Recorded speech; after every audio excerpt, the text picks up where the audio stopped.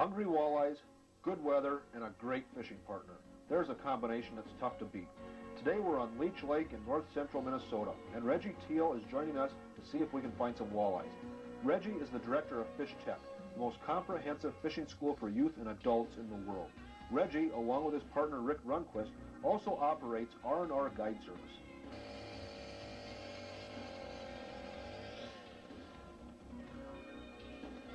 You got one, Reg? Yeah, there's one. Well, he just grabbed it. It's not a very big fish, though. What color? This one happened to be a chartreuse. No real hit, you know, but he's just a little fish. That's the first one of the day, though. Yeah, broke the ice here. Uh-huh. There'll be more. You said the biggest ones usually bite first? This is going to be... for the guests. Okay, all right. Okay. For the star. I got one, Reg. What's got going there? Well, I hope it's a walleye. He belted it right in the bottom. Boy, that looks like a good one. He feels pretty good.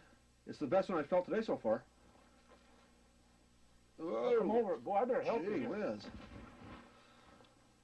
that a northern? Man, he took your drag out so bad. Whoa, there he is right there. You see him? I bet that's a northern. Look at that. Gee whiz. What is that, Reg? I don't know. I can't see it. It is a northern. It is a northern. Get out of the hole.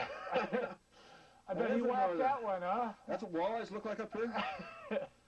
That's one of those green walleyes. Yeah. Boy, he really whacked it. Yeah.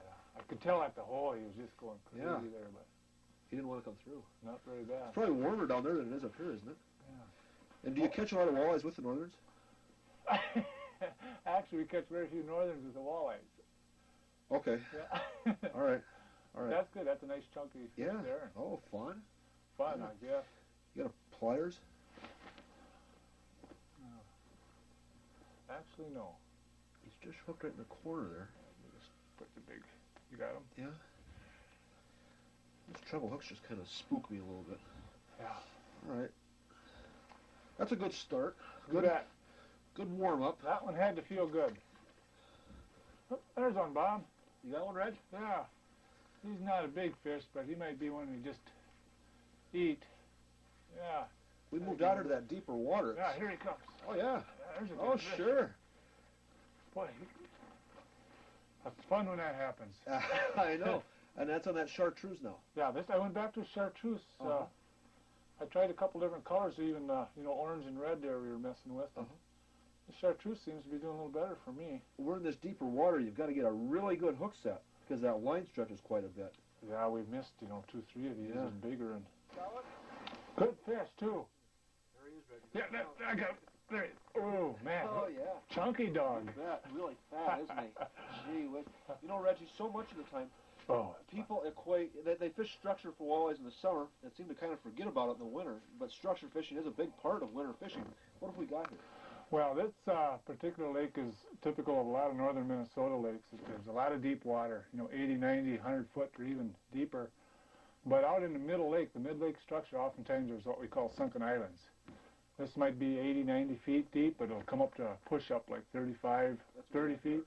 That's what we've got here. And these spots are the spot. Boy, this one's in there hard. These spots typically are good in the summer, in August, and that type of a thing. And then they're also good in the winter.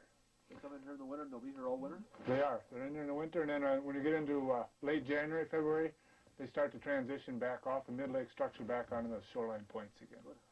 Reg, the jigging motion is actually a pretty important deal, the action you put on the rod and how far off the bottom you are. Now, we've got this thing set, so you see where the slack line develops there? Mm-hmm. That's right on bottom, and you want your rod tip maybe even a little bit closer to the hole than that. Sure. So you get a much better hook set there. You hit the bottom right about there. The line goes slack right there, and your rod tip is right close to the hole, so you get a much better hook set all the way up when you do it that way. You bet. With this deep water, you've got to have plenty of room to make a long sweep, so you don't want to have slack in the line. No more slack than you absolutely need. And if you lift it up, you can see that your line goes slack right there. It's where your line goes slack. If you lift it up, and the tip is up higher and the line goes slack, that means there's a fish on there. That's you right. You set the hook. Sometimes that slack line can indicate a soft strike. That's right. Do you usually find that the fish hit when the bait goes back down toward the bottom? Quite often they do. Another reason why you want to, if be able to hit the bottom like you can, I'm doing right there. It's laying on the bottom. We'll have fish that will actually come in, and they come up. You can see them on your locators come in up on your bait, and they'll look at your bait and look at it and look at it, and nothing will happen. You'll jig and jig and jig and just kind of move your jig a little bit. But if nothing happens, I like to sometimes just really give them slack and let your jig go all the way down, hit the bottom. You know, the silt and dust will blow up from where the jig lands, and then lift up real slow. And as you do that, a lot of times, boom, they'll take it right there. They'll hit it as it's coming back That's up after right. you create that dust little explosions. Sure. So we have the motion of your jig. When we jig, it's like a wounded minnow darting back and forth. Then all of a sudden he careens and bounces off bottom and comes back up, and it excites some fish and gets the triggers the fish. Got something, Bob? Got one, yeah. Man, why don't you say something? Well, That looks like a good one. I'm somewhat surprised at the occurrence, you know? The weather today, Reg, is a lot different than it was last time you and I were fishing. Remember that? There Yeah. it is. Oh, yeah, nice walleye, Reg. Real nice. Help Slide me them, out here. slide them out. Go ahead and help me out. Ooh, nice There, fish, yeah. Bob. That's what it's supposed to be like, huh? You bet. That fire, I smacked him, too. I've used jigging spoons a lot in open water. You know, they're very effective, but they're just as effective straight down this little ice hole, aren't they? You bet. It works real good for ice fishing, and we like to use just the head of the minnow rather than the whole minnow on there. It seems to really work good. And The head or the tail.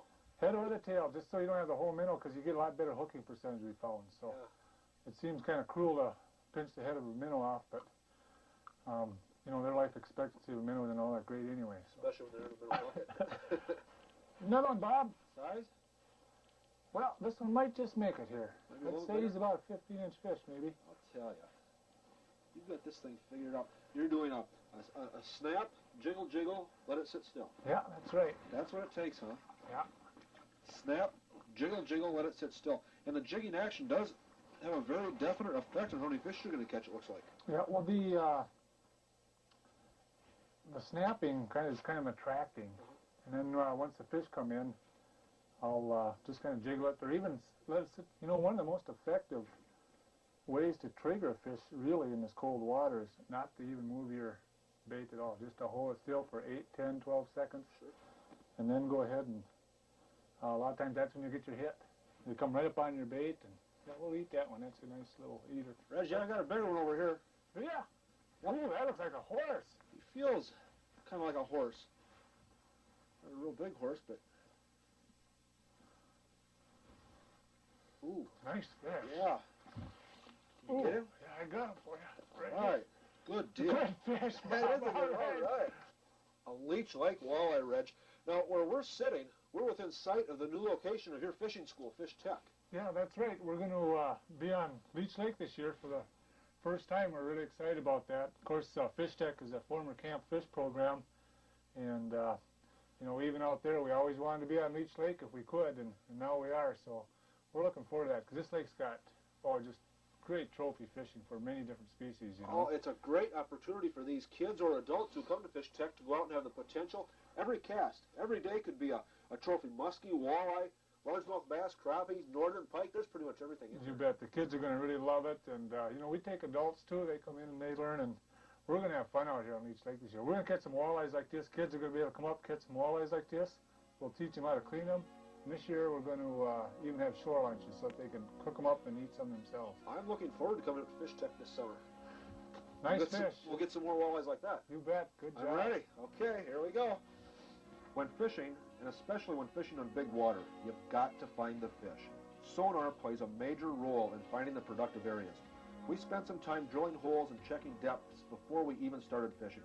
The best areas were humps in 30 to 37 feet of water and that were surrounded by up to 90 feet of water.